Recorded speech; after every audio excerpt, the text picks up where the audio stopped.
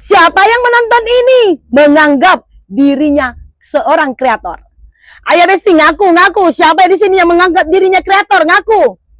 Apakah kalian sudah mengerti apa artinya seorang kreator? Ngerti nggak, Beb? Ini ya Besti, ku jelaskan sedikit ya.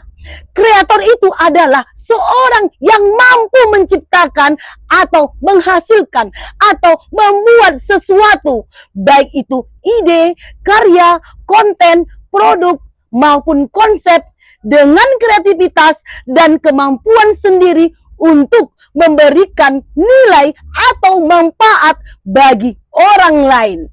Ngerti Besti? Paham ya Besti ya?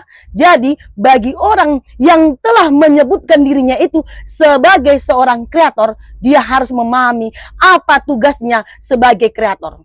Paham Besti? Oke? Ingat, lakukan.